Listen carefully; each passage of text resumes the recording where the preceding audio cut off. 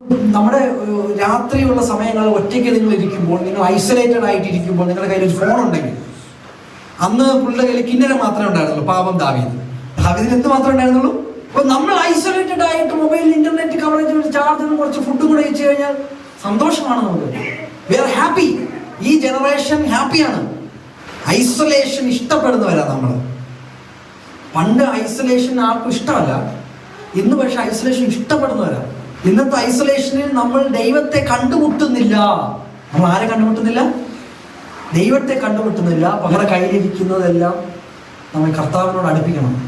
നിങ്ങൾ ഐസൊലേറ്റഡ് ആയിരിക്കുമ്പോൾ നിങ്ങൾ കർത്താവുമായി കണ്ടുമുട്ടണം.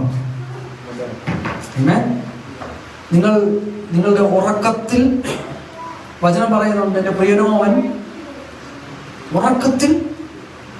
ഉറക്കം വളരെ ഇമ്പോർട്ടൻ്റ് ആണ്. പക്ഷേ ഈ കാലഘട്ടത്തിൽ ഉറക്കം ആര് കൊണ്ടുപോയി?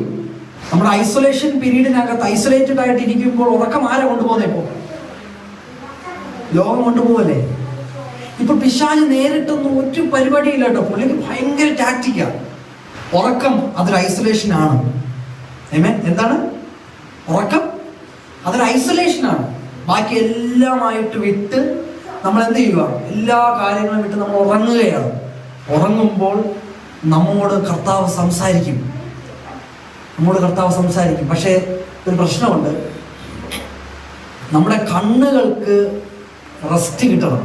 ഫോൺ ഉപയോഗിച്ചിട്ട് ഒന്ന് കിടന്നു നോക്കി, നിങ്ങൾക്ക് ഒരു ഡ്രീമും ഉണ്ടാകാൻ പോണില്ല. ഐസൊലേഷൻ പീരീഡിൽ നമ്മൾ ആരുമായിട്ട് കണ്ടുമുട്ടണം? കർത്താവുമായിട്ട് കണ്ടുമുട്ടണം. അപ്പൊ ഈ ഐസൊലേഷൻ പീരീഡ് എന്നും ഉണ്ടെന്നാണ് ഞാൻ ഈ പറഞ്ഞു വരുന്നതിന്റെ കാര്യം. Every day there is an isolation time. നിങ്ങളുടെ ഉറക്കം ദൈവത്തിന് ആക്സസിബിൾ ആയിരിക്കണം.